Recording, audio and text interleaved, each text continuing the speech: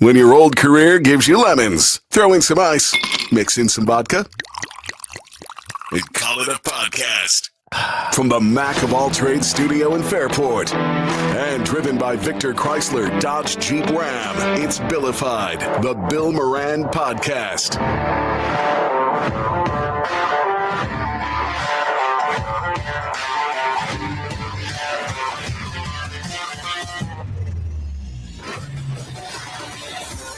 Well, hello and welcome. Thanks for getting your pod on.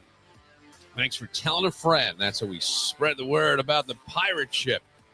Pirate ship is growing. We've got new wings. There's new suites in the pirate ship. There's the Two Fit Chicks podcast that you can go check out on any platform.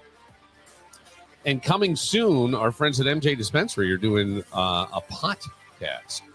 Did some stuff with them on that today. So all that to look forward to as we grow the pirate ship. If you were around last night, things got a little funky in here. I don't know. We something else got put out on purpose, but you got a nice look into the personal life that I live. Not always, it's just it's real. I would have put all the stuff out there, but out of respect to others, I thought that wouldn't be good. Because even my mother's upset with me that I said on the podcast when I was talking about my dad and going up to help move that she's like a one-legged duck. And so she texted me last night about the one-legged duck comment. So there's always somebody in my life, I just want you to know, that is not usually happy with the way things get described. But I say to everybody, this is all I've ever done. I've talked about everything forever. So I'm not changing now. You're not putting that genie back in the bottle here. However, there are other people whose lives do get affected in my family, namely like my kids. So I try to be a little more careful with that sort of thing. My dad apparently made it through the surgery, but then has aspiration pneumonia, UTI, doesn't really know where he is. There's all kinds of fun with that. We don't want to dwell on those sorts of things tonight. Everybody seemed to abandon me for the podcast, but I went back and I got our friend Alex, a reality TV producer, creator, content creator, does all kinds of wonderful things and knows a lot of the celebrity gossip stuff. So I was very excited that she would agree to come on. And a little later, we're going to have another friend of the show, Deputy Hurley, join us. Not that that's anything that you need to be around for, but they found there's a big, and I got to play this for you, Alex, just to get they found like a mountain lion or something wandering through the streets of Rochester. Okay. What? Is it like a pet? Yeah. Okay. So immediately I go, this is somebody's pet that got out. Or it's an illegal pet that somebody has. Because it didn't escape from the zoo. It's not there. And somebody had ring cam footage of it walking by. And then they interviewed this dude who said he came in contact with it. I was just walking to the store, and all I heard people running and coming back this way, like, oh. And I'm like, what the hell? So I just kept walking, minding my business, and I keep coming down the street, and I just see some big just keep just, I'm like, oh! I just kept, I'm out. I just left. I'm gone. I don't play them type games. I don't play with dogs, snakes. I don't do the rattles. I don't do none of that type of wildlife stuff. You understand? I don't do that. I just let it go, kept finding my business. But that thing like this big. I said, oh no. Police came, they squatted everything, they got this thing cleared up, all that. They just got it blocked off. And I'm just around here. I'm trying to see what it is. See if I can get me a lion or something. Give me some tender meat. I ain't never had no lion. It's like, you gotta admit that some people just have a great attitude no matter what. But that's so we'll have Deputy Hurley to maybe shed a little more light, even though it's a city-related thing. But Alex did a lot of reality TV stuff. I think there's shows that are on streaming services now that we can watch that you produced. Yeah, absolutely. All the Project Runways I did are on Netflix now. Okay. I did the later seasons when it went back to Bravo after leaving Lifetime from the Weinstein scandal. So that's like season 17, 18, and 19. I also got the privilege of producing the Project Runway after show, which was a really fun talk show. You can go to bravo.com and watch those episodes. We played like talk show games with the contestants and, made them fun drinks. And it was just kind of a fun way of like interacting after the fact. And extending the content and taking some brand money. And Miss Deb's House, you can find that. Yes. The second Miss Deb's season's House coming was- out pretty soon. The what season? The second season's coming out pretty soon. I think August, I saw. Okay. And you did that's a pretty good show. That's fun. Yeah, it was. I didn't know anything about her, but man, that Ooh. lady's on I mean, she knows her stuff. She sure does. Yeah. Don't play with Miss Deb. No. But when you do these reality TV shows, has there been anything that was really truly shocking to you? You know, you get to be behind the scenes of things. Did you ever see anything that was like, oh boy? Yeah, I mean, I did a lot of shows on VH1 for a while, so I did a lot of like the Love and Hip Hops and the Black Inks, and there's a lot of fighting on that stuff. And I think like the first time I ever saw two people like start physically fighting in an enclosed space, like for camera purposes, not that we made them do it, just for clarity, but that was a little jarring because it was like, oh man, like this is some physical violence. And I do remember that during the later end of season 3 of Black Ink, there was some tension between two of the main characters, like real life tension. Some things happened off camera that ended up on World Star Hip Hop and all this stuff, like a huge altercation, things like that. So there was some really bad blood, and there were quite a few times when things got like really tense between them, or like, you know, and it just was like, wow, you know, you see it on TV and it feels so sensationalized. It was even more so like in the moment. And then, you know, being on the first 48, when I left the break room and I did the first 48, and I was on the scene of live homicides, like in the field with detectives. That was, I mean, yeah, that sounds too intense for me. It was. I was so not prepared. I had come from TV news, you know what I mean? I was I was a producer, and producers don't go out into the field really. Like I had never. I was like, yes, I'm absolutely qualified to be on the first 48. Yes, hire me. And then I was just like, wow, what a job. So I really like have a lot of respect for those guys that do it. Well, I don't think in anything you've got to jump in. Like there's for some jobs, for some things, and I think for almost any job, yes, you can get trained.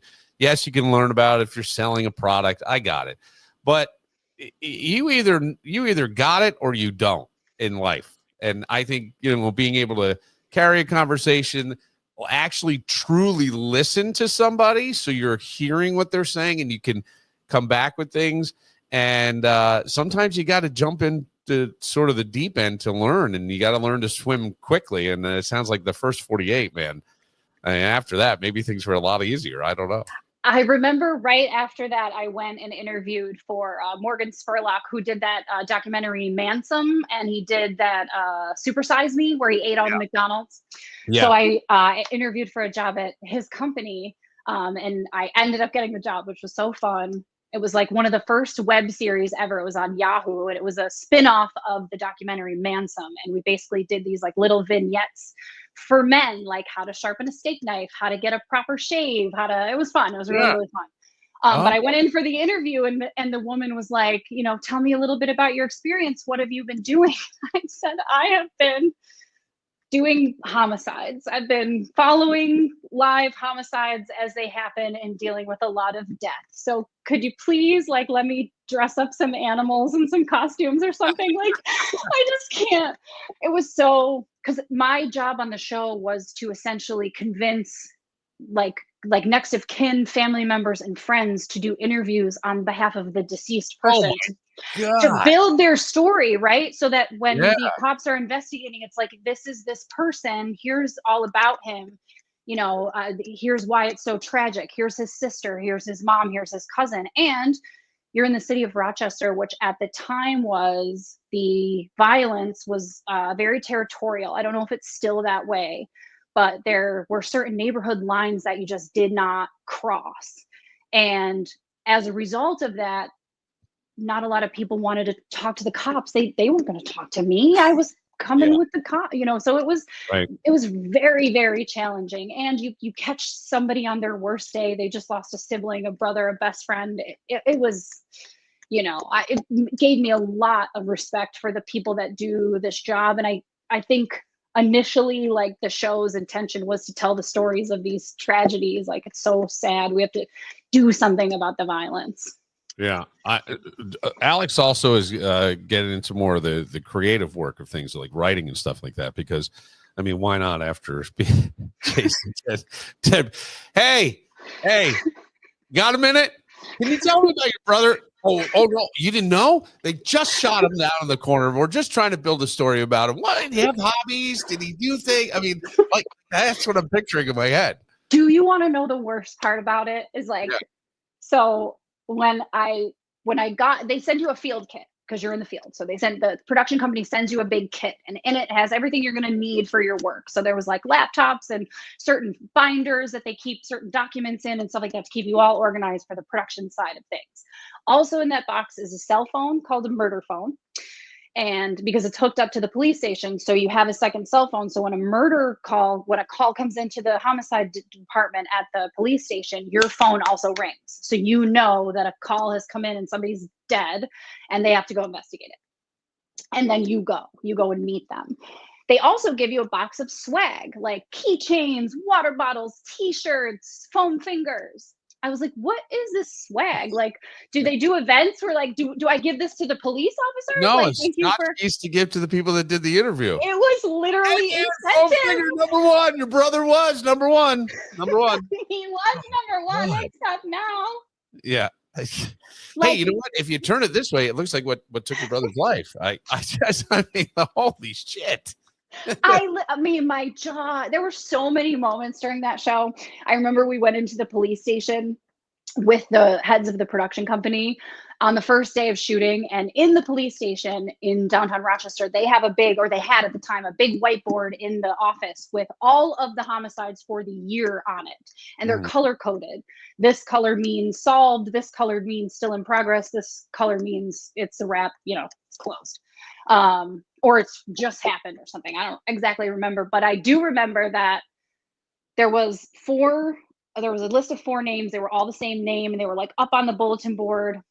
And the executive producer said, "Oh, what's this? What are these 4 names?" And the officer was like, it's really terrible. It was a domestic violence incident. A girl and her boyfriend got into an argument. She started burning his stuff in the house, burned the house down, killed herself and her 4 children. The executive producer says, "Oh, that would have been a great episode." Guy! I was like, well, the old saying is, if it bleeds, it leads, right? I had just come from the break room. I was used to doing like dick Coach jokes. Muley and dick jokes. That was our show. My God.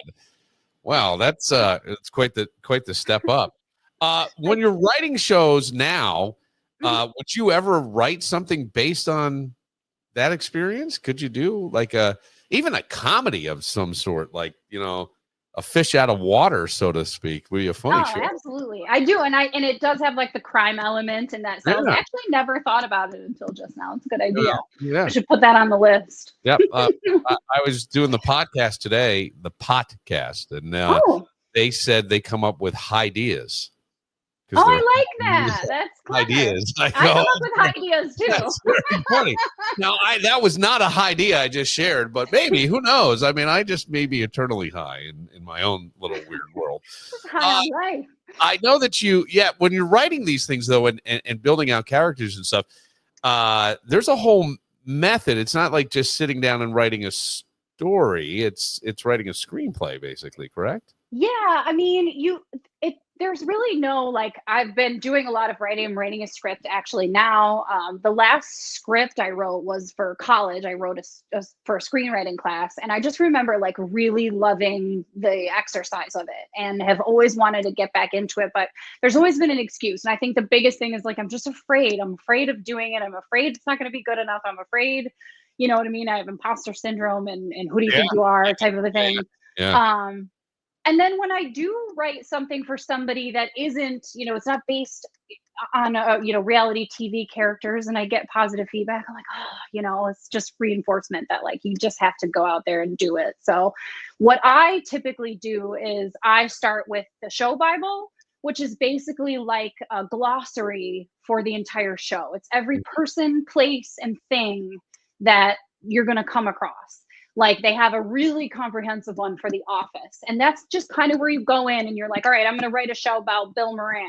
And you write Bill Moran, and then you just make up, Bill Moran is a 35-year-old accountant and he hates his life. So he's going to become a superhero. And you know what I mean? And that's where and then as you develop the character, like when you finally get into the actual like scripting phase, you can go back in and be like, and then he moved to Cincinnati, and you know what I mean? And then you really have like these two kind of companion pieces. So I like to build my show Bible first so I know what world I'm living in.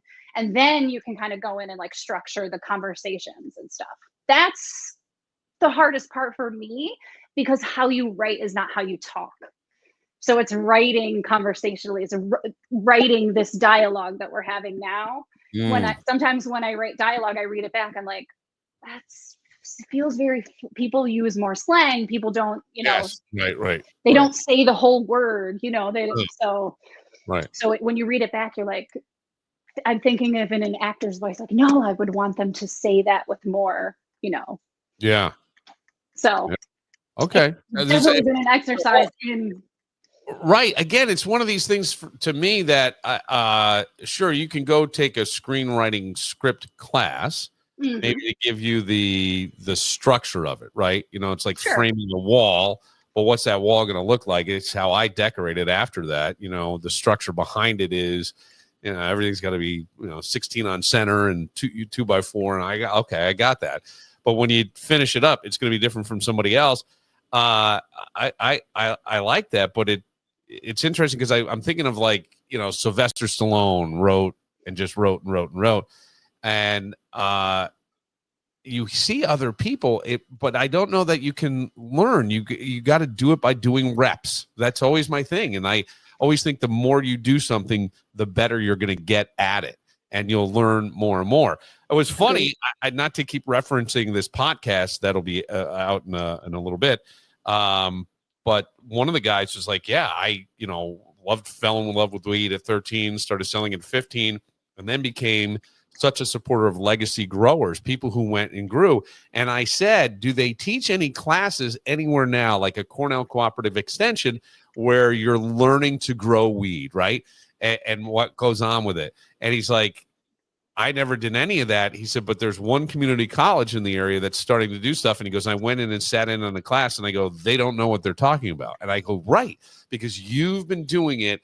You're at the ground level, and it's all about just doing it and fucking up and coming back and fucking up and coming back. And I think that's the part that most people don't want to do. You know what I mean? I think that's the part. And when you said the fear thing, that's a huge thing. Like when you go, sometimes you got to really drill down on yourself to go, well, where is this coming from? And it's actually bullshit. You know what I mean? It's actually bullshit somewhere. And so you got to push through to do that. And my big thing now is, after watching my old man and knowing the age I am, and it's not 35. Thank you, though. I would love to be a 35-year-old. Maybe not an accountant, but I would say, like, if the average person lives to 78 years old in the United States, that's average. You could go longer. There's no guarantee. You might end up shorter. I got it. But what are you doing? Because there's only, for me, less than a quarter century of summers left. You know what I mean? Yeah. And it's just a different way, and it kind of puts a shot clock over your head. For sure. Which sometimes you need for a little motivation. For sure. I've been thinking about that too, because, I'm also not, 35. And, the industry is changing so much. It is getting younger and younger and younger. It is hard for people my age and older they're not making TV the way they used to make it. So people aren't working the way they used to work. And you have to adapt or die. So why not now? I look at all these things, and I don't know if maybe it's my algorithm or something, but I've been seeing all these things on social media, like now's the time, and Samuel L. Jackson started at 45, and this one started at, this company at 50, and it's never too late. And it's just like, no, it isn't. You do have to start. And it's fear and it's ego. I don't want somebody to tell me I'm not good if I put all this passion into it and I'm so proud of it. And then someone's like, this is a piece of shit. You know what I mean? It's really hard. I have been in pitch meetings before where, you know, you've taken months to develop this thing and you've gotten all this positive feedback, and then you take it to the big guy with the paycheck and you present it and it's like, you're cute, but no. You know what I mean? Well, it's better than Harvey Weinstein. He might have. I'll take another look at this if you get under the table. I'm not exactly sure. Let's go to something lighter in the rumors. I see that former Buffalo Bill Stefon Diggs, who is now going to their AFC East rival, the New England Patriots, he has, and there was a controversial video, I believe he was with Cardi B in it, where pink cocaine was out there. Wasn't he cut for the 2C in the video wasn't he cut from the no? Because I obviously saw the video because I follow Cardi on Instagram. She's my girl. Right. I saw the video and then I was like, there's just no way that the NFL is not going to do something. It's the Patriots, right? He was playing for. So I just thought that they have to do something. And then I thought I saw they were in talks or whatever. And then I thought I saw he was released, but I guess not. Yeah, I don't think so, because I just I went today digging through and I saw some things because somebody sent me an article that Cardi B and Stefon Diggs had broken up. And part of the reason was that her BBL, which I did not know what BBL stood for. I could come up with many things. They wouldn't be accurate, but they may be fun. But the BBL is Brazilian butt lift. Mm-hmm. Is that what that is? It sure is. I saw one done live. Oh, really? Yeah, Dr. Miami. How bad? It's gross. And Dr. Miami at the time was gaining notoriety on Snapchat. This is how long ago this was, because he does his BBLs, but he does it to a hip hop track. So he's like in the background, like Kanye, like sucking the fat out of your. It was intense. It's disgusting. So what is a BBL? So a Brazilian butt lift, it gives you more of a butt that's like, I don't know. Like it's basically they do liposuction around all of your fat parts, like around your under boob and stuff like that, and on your back fat, and then they inject it into your butt and your hips. If you are somebody who doesn't have much of a booty, you could just harvest your fat, use your own fat and put it in there, rather than doing like injections, which can be poisonous and kill people, and or silicone, which is like a whole implant, which can make you sick. This is essentially your own fat, but it's still like not an ideal procedure, because I saw this article about Cardi B's butt lift, and then I saw a woman on Instagram doing a whole video about how her BBL stinks. Whoa. And yeah. Okay. So he broke up with her because her Brazilian butt lift stinks. Yeah. Like trash, like garbage. Yeah, he said it smelled like a garbage can or something. I saw that. Yeah. He's saying that he didn't say that. He's denying it, and they're allegedly still together. However, you're saying this woman said her BBL stinks? Like what?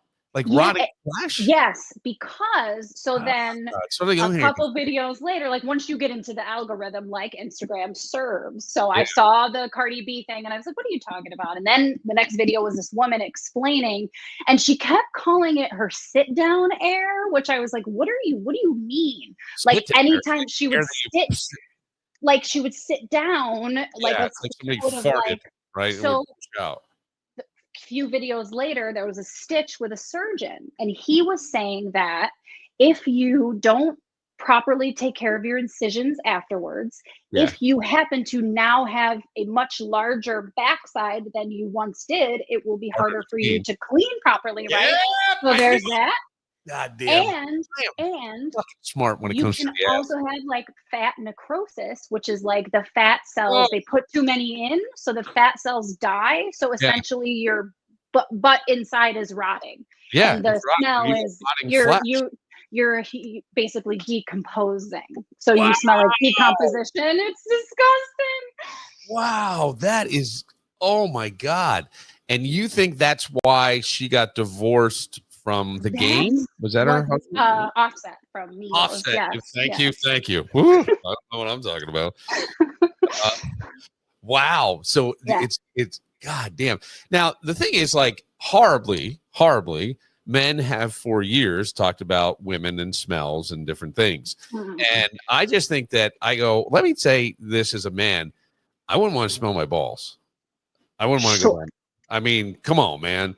Let's be honest, but we're not talking about a shit smell necessarily or a stinky fit. You're talking about rotting flesh. Yes. And for somebody like Cardi somebody like Cardi who has had butt injections and had them removed because they were problematic and has had several procedures, she probably could be in the position where I don't know that she isn't cleaning herself properly. She'd probably pay somebody to do it.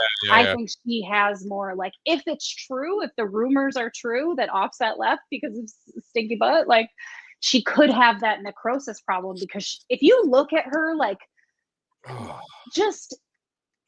it just is so, it's so round. You know what I mean? There's so much back there. Yeah. Every time she has a baby, she goes and gets another procedure and just keeps filling it up. And it's like, I could see where you might run into a problem.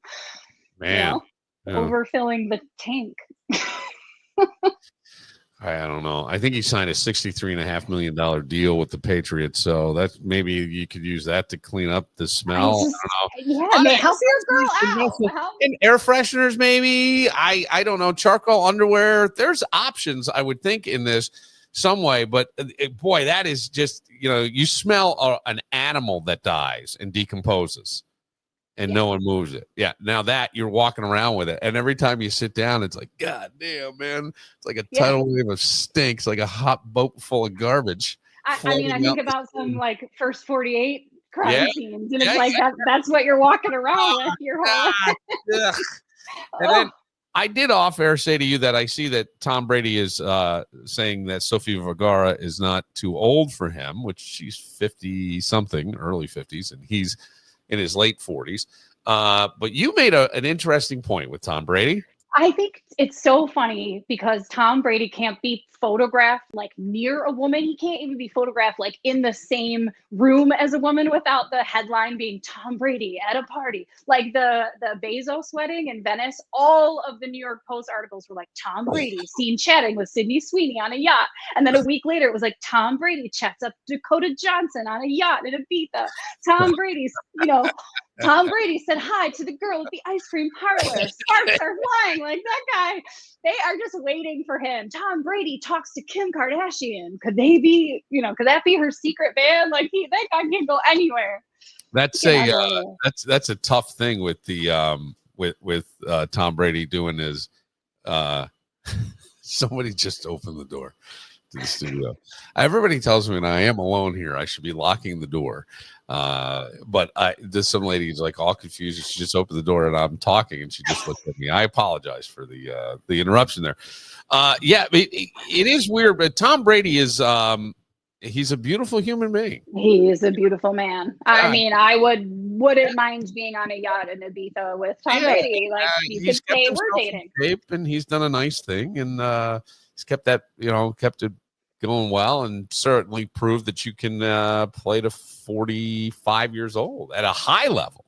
I think there were other guys that played, but they certainly weren't at that level of play. I also didn't hate his, I think when he started his broadcasting in the very beginning of the season last year was a little ooh, but I feel like he found his footing towards the end and he was doing a really nice job. And I think he did too, but now he's part owner of the Raiders and then they don't want him at pre-show meetings and who knows how that'll all play out. But you know what? When you got millions and millions of dollars, cry me a river. Exactly. It's so hard. It's so hard. I mean, you're photographed everywhere with every hot chick on the planet. Right. You know what I mean? Oh my God. Sydney Sweeney, Dakota Johnson. Brazilian lips that man could smell. It would be unreal. I wonder how many Brazilian butt lifts he's paid for. Well, that's a good question. I don't see Brady as a big butt guy. I mean, no, and I always got mocked because while certainly striking, I never saw his wife Giselle as like the most beautiful. No, she's. I mean, she had some pretty. She's just like manly features, beauty. In my opinion. I do. I think that when you find women, like women that are, some people say are very good looking, seem to have some more manly features, and guys who are considered really good looking have some more feminine features, like a little softer areas. You ever notice that? Not always, but to some degree. Think about that. Maybe I'm wrong. It could be another idea. I'm not sure. Did you do a little sampling at your podcast? No, I did not. I had a very late night last night and a whole lot of fun. I mean, you talk about reality TV. Shit went on in this studio last night. Could have been. I'm telling you, we got to turn the cameras on. You often have some things going on over there. I've had well, yes, I think that my life in general has just been that way. And I've tried to figure out why. What am I doing that's just attracting all this chaos on a pretty consistent level? And I see people and I go, I'll always warn somebody, I go, man, you don't want to hang around. I'm telling you. I know I'm fun today, but ooh, good damn. All right, Alex, I really appreciate you taking the time to come on. It's nice to see you. Hang on for one second. I'll take a quick break here, but I do want to talk to you off air about that other thing.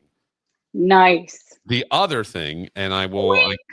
There's lots of things to talk about. We'll get into. Deputy Hurley will be joining us, and he's got big news. And we're in the 100 most deadly days. We'll explain why. And the cats, the big pussy in town, and that's on a Brazilian butt lift. I don't know. We get to all that right after this.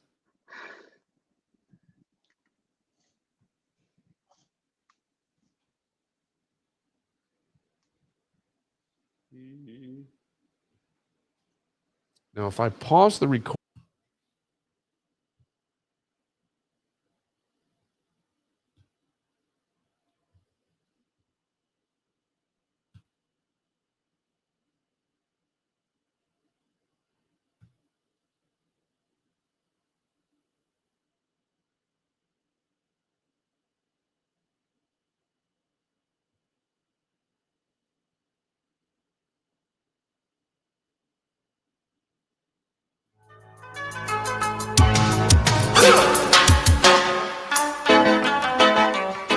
I know it's kind of hack when we bring on Deputy Hurley from the Monroe County Police Department, but I mean, it just fits, and it's Inner Circle, and we like Inner Circle, and so there you go. Bringing him on from his home and looking as handsome as ever. Actually, I know you said to me before we came on, the camera on my computer is not working, and the phone, the lighting looks better. You're very homey. You got the nice pillow there, and the "Together is Our Family" sign that I made you shamed me into keeping up. I'll get in trouble for it by your wife in the past there. Hang on 1 second. I think we have a volume issue, and I will fix that. There we go. How are you, sir?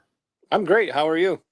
I'm doing okay. It's been a weird summer. This is my summer of no plans really, because my old man isn't doing great, and you're kind of on that wait and see. I don't want to commit, but yeah.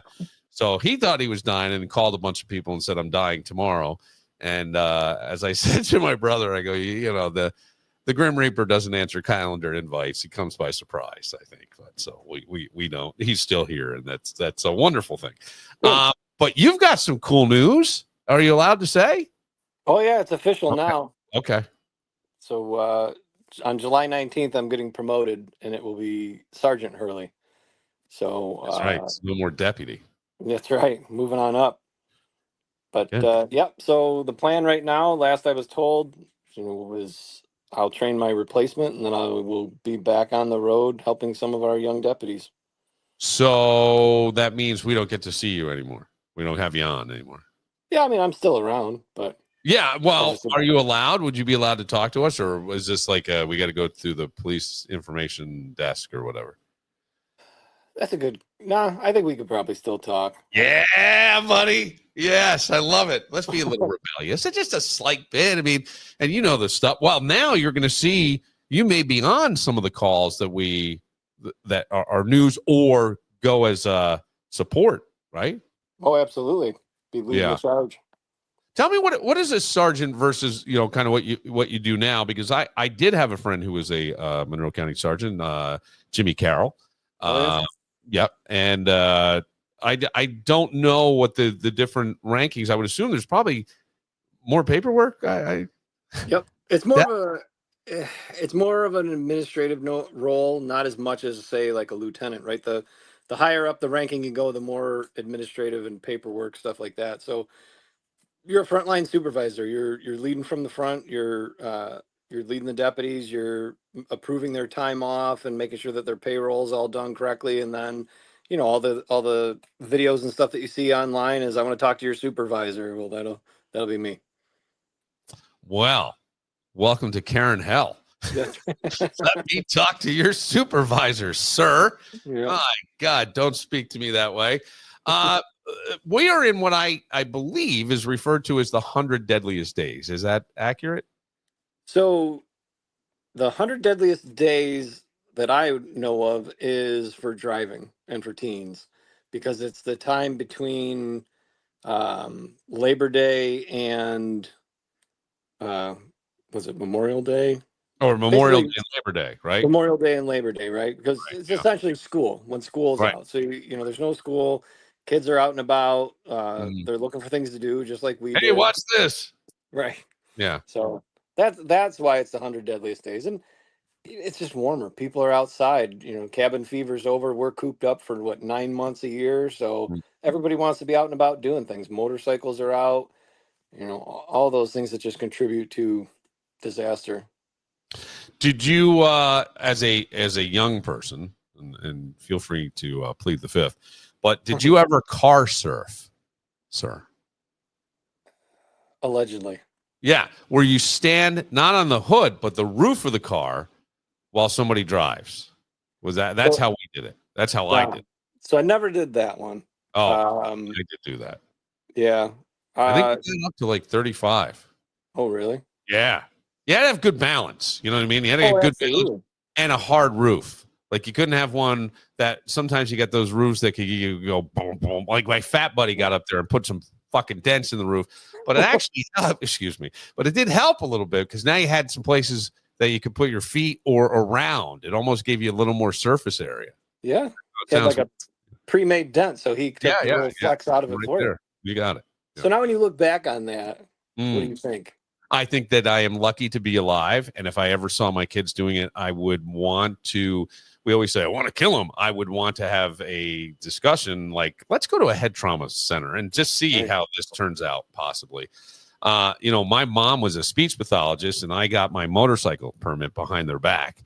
And some of the guys up the street had an extra motorcycle. So I went and rode with one of them and she came home. And I think I did have a helmet on.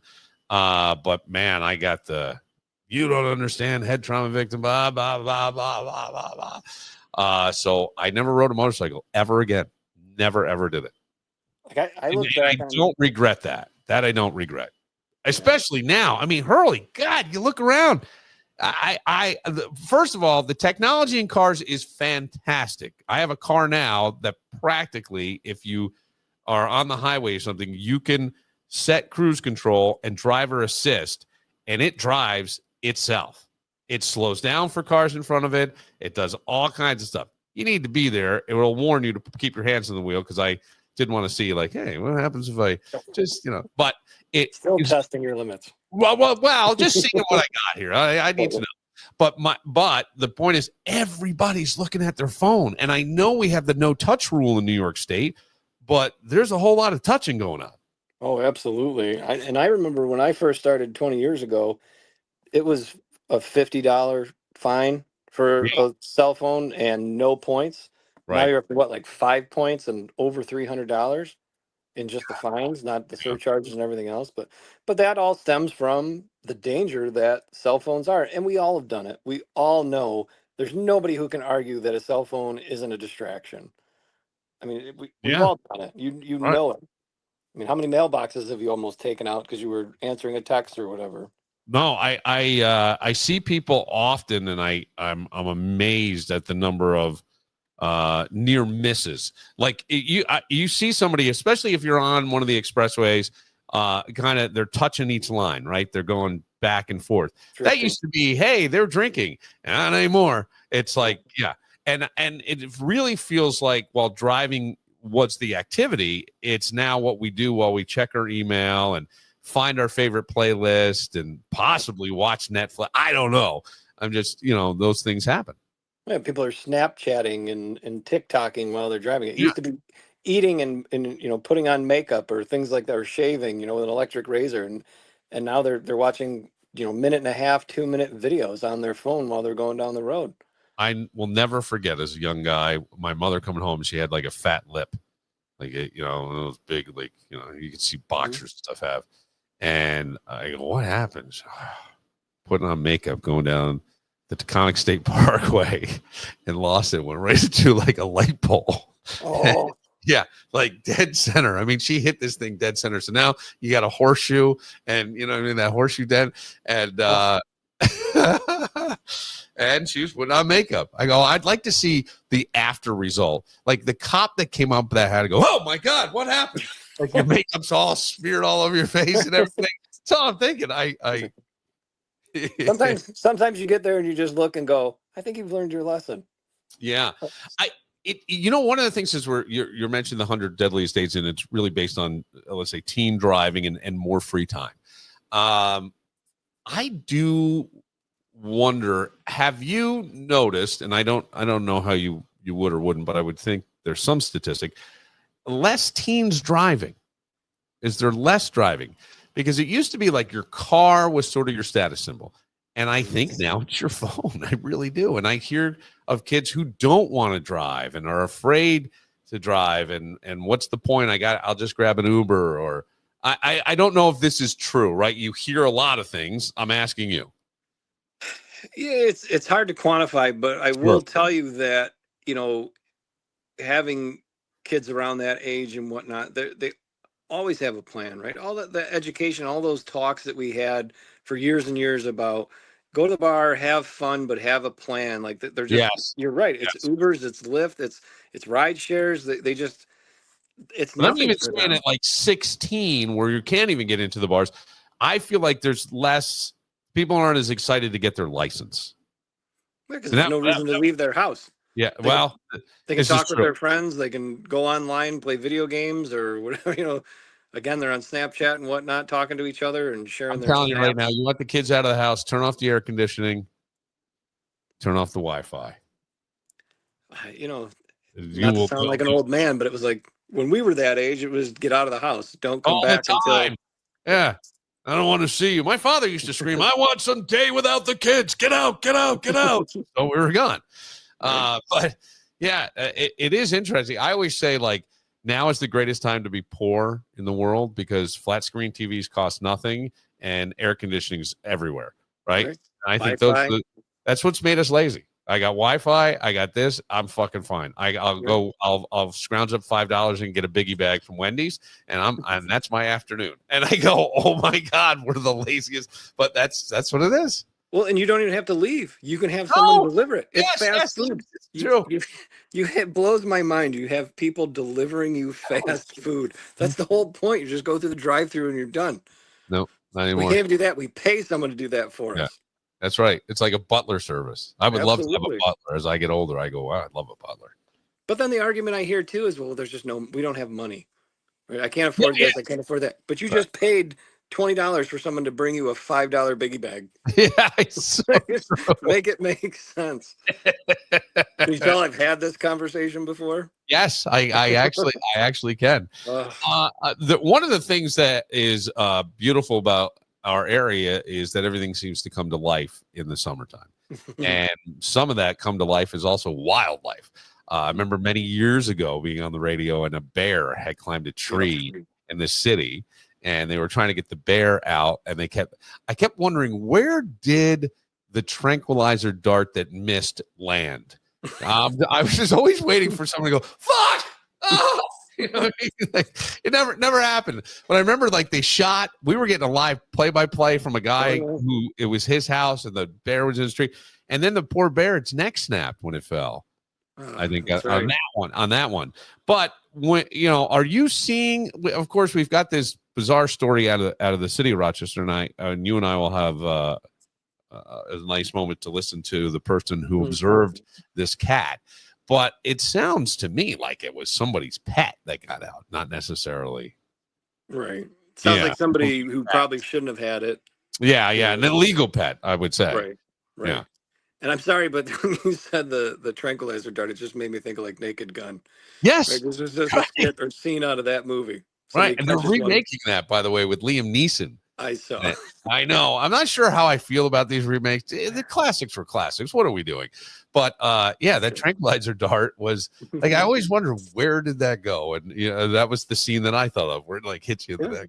Yeah. It's a good question. But the cat story, I would assume that the agencies talk to each other. What is the scuttlebutt from the Rochester police on this?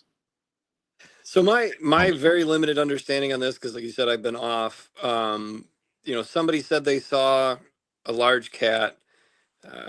Called the police. The police showed up. I believe they said that one of the RPD officers saw something. Okay. Again, what exactly they saw, because originally the story was it was a large bobcat, but again, I'm not an expert on animals. I didn't think bobcats got that big, but now they're trying. I'm sorry to interrupt. I saw Ring doorbell footage. Yeah. And with AI now, we're trying to figure out. No, okay. Is it good real? point. Is it not? It doesn't because seem like there's a long tail, right? Like a tiger or something, not a bobcat. Bobcat's tails are stubby. So this also happened in 2020 during COVID. I don't know if you remember, but somehow it got out that animals were escaping from the zoo or were running through the streets, and it ended up being totally false. But so this happens every now and then, but it could be true. They're not ruling anything out. And obviously from what RPD put out, they're taking it serious. They said that they can't quantify it yet, but if anybody sees it, to be careful, make sure you call 911, back away slowly, all those things. Yeah. Here is a person who said they did see it, Deputy. I was just walking to the store, and all I heard is people running and coming back this way, like, oh. And I'm like, what the hell? So I just kept walking, minding my business, and I keep coming down the street, and I just see some big just keep just I'm like, oh, I just kept I'm out. I just left. I'm gone. I don't play them type games. I don't play with dogs, snakes. I don't do the rattles. I don't do none of that type of wildlife stuff. You understand? I don't do that. I just let it go, kept minding my business. But that thing like this big. I said, oh no. Police came, they squatted everything, got this thing cleared up, all that. They just got it blocked off. And I'm just around here. I'm trying to see what it is. See if I get me a lion or something. Give me some tender meat. I ain't never had no lion. Can you find anybody better? There was nobody better to describe that whole thing. It does sound a little crazy, but if you do see wildlife, I'm always amazed, and it happens more in the Rockies and things, but they warn you about Yellowstone, stay away from the bison, stay away from this. And every year you'll hear about some Yahoo got out and goes, hey, give them a picture. And then the next thing they know, they're 30 feet in the air, ass over tea kettle, because they got a bull's horn up their ass. And that's literally, these animals they're wild beasts. You're in their neighborhood, and they're just doing what they do. Yeah, and if it's a mountain lion or a cougar, whatever you want to call it, it's not natural. Well, if it's a cougar was going for a drink at Mulconry's, I wasn't worried. They're dangerous too. Oh, God, are they ever? Woo! Look out! And teeth. Oh, God. You don't want to get bit by one of those. No. Definitely don't take it home. And just take advantage. But yeah.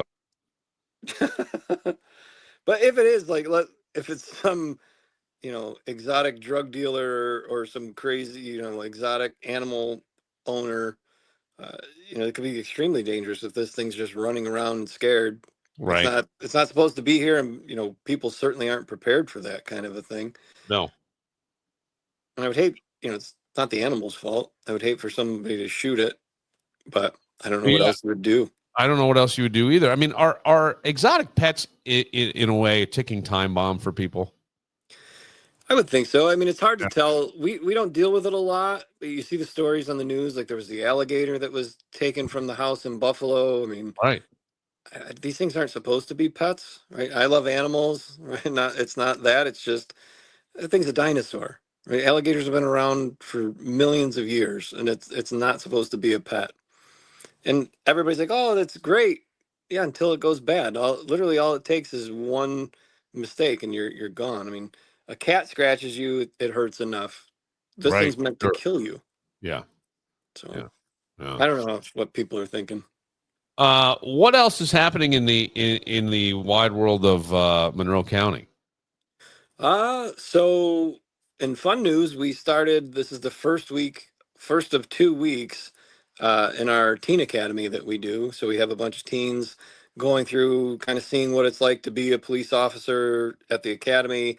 They're PTing today. They did the Spec Ops Day, so special operations. They came out and saw all the specialized teams, scuba, SWAT, the bomb team, all that stuff. And I was actually pleasantly surprised to learn, and I know you'll appreciate this.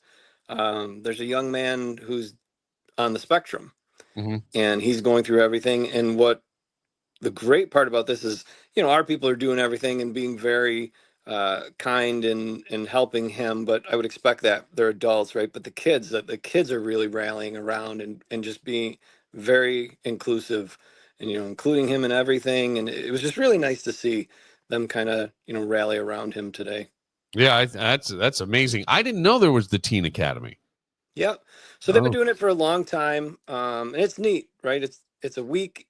They bring in a group for a week, and then in 2 weeks, I think they bring in the second group, and the kids are there Monday through Friday, and they, like I said, they put them through physical training, they put them through a little bit of the defensive training, just giving them a little taste of what police work is and what they would experience if they decided to go into law enforcement.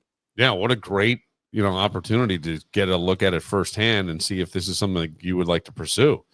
Well, absolutely. Yeah, because it's certainly we need officers, and Yeah. I always thought, I know it's a controversial thing, but I always thought the term defund the police was bad phrasing. That was a bad PR move. Whoever did that, you really kind of. I understood the concept behind it. I think there were some things. I think if you talk to her, but that was just a terrible thing, and I didn't like that police were sort of made the enemy in some situations. In some situations, it seemed that way, and I think that we need to, you build a better community, and we do need to be safe, and we have laws, and whether it's we all hate getting a speeding ticket, but they are the law, and it is a reason, right? Yeah, absolutely. And I think it's But like the turn whole right bill. on red, assholes. What? What's that? I said he can turn right on red, Oh, assholes. right. Oh, God. Absolutely. Yeah, sitting there. You don't know how bad traffic is until you're in the police car and everybody's doing 20 miles an hour under the speed limit and not doing anything because they're just afraid. So it gets frustrating.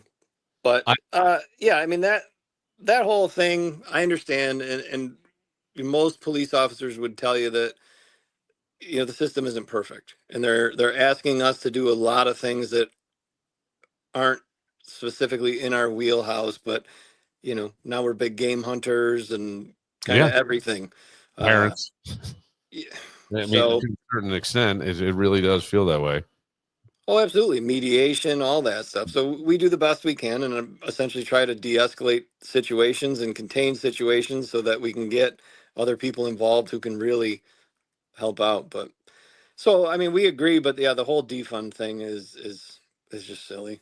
It is silly. I did see, going back to the cat story, that there was a lot of fake or false 911 calls as a result. Do you see an uptick in that sort of thing around this time of year because kids are home, people have more leisure time? I don't know. It may be ridiculous, but No, not really, because 911 does a great job of tracking all those, and Yeah. even if you hang up by mistake, you go to dial 914 or some Florida area code and you hit 911 by mistake and you hang up, they will call you back to make sure there's not an actual emergency. Mhm. If you don't answer, you get a Mhm. knock on the door from us. So, Mhm. I had an you'll incident like that years ago. Many you'll get years. a you'll get a fake call or a crank call every now and then, but usually it's stopped real quick when you talk to the parents. I was drunk and I had a phone. It was still the phone on the wall. I had a visitor, and I went and hit like the ABC that was at the top, and then one of them called 911. So I hear 911 and I hung up. And then the phone rang and they said, "You just called 911." And I said, "Everything's fine. I made a mistake. I did not know. No one needs 911. Are you alone?" "No, I'm not alone." And then like There's a 15, cougar in my house. well, okay, this is where I'm going. There was a cougar in my house, and like 15, 20 minutes later, all of a sudden they're pounding on the door, and now I just happen to be naked, and I'm running out trying to find a robe, and things are pointing in different directions and cover up, and I'm like, "Hello." Go, yeah. So I think that there's got to be. I mean, we've talked about this before, but I wonder if it'll happen again. Now you'll get more stories. That book. That book. I mean, it's got to be written about. Just Oh yeah. you see, if I hope every day police officers do find some humor in what it is, because a lot of it is we're not calling the police to say, "Hey, I baked brownies," or "Hey, I got a picture of margaritas and the pool's open." It's usually we had a picture of margaritas and now Sue next door, the cougar, is at the bottom of the pool and somebody, you know what I mean? That's what it is. Yeah. So it's always a little dangerous. I have a son who wants to get into law enforcement. Actually, I have two. I think one of them is interviewing with the corrections department to be an investigator. And then the other guy is down in New York City and is trying to get into NYPD. Oh wow. Yeah. So yeah, NYPD it's interesting. So like everybody who does anything there is a police officer, is my understanding. So like the guys who move the furniture, the guys who clean the floors, the beekeepers, right? They're all cops, and a lot of that stems from 9/11. Because if something massive happens, they're all right. They can all respond. Oh, that's interesting. I did not know that. All right, well, good. I wouldn't mind him moving furniture over being on the Right. just sometimes you get a little nervous. I got to think. Deputy Hurley, congratulations again on Sergeant Hurley. Thank you. Yeah, nameplate's been changed and everything now. Not yet. It doesn't take effect till July 19th, so I don't want to jinx it. I mean, can't we get like a little preview, a little something? Coming soon, Sergeant Hurley. There you go. Yeah, we'll have to work on it. Well, I would love to talk to you again, and I will always try to shoot a text. Never want to catch you off guard, but you've been really, really, really wonderful to us, and we appreciate it. Even the drinking show we did in Kevin's garage and all that stuff, you were just amazing. So thank you, and a well-deserved promotion. Congratulations. Thank you. And I hope you have a great rest of your summer, sir. You too. All right. Bye-bye. See ya. There he goes, Deputy Hurley. I think we should just wrap it up here for Alex, who gave us some good insight, and you learned about the BBL and why it may stink. For Deputy Hurley and the 100 most dangerous days and the potential cougar in downtown Rochester, I'm Bill Moran. We'll see you on Monday. I woke up in a hotel, didn't know what to do. I turned the TV on and wrote a letter to you. The news was talking about a dragnet up on the interstate. Seems they were looking for a kind of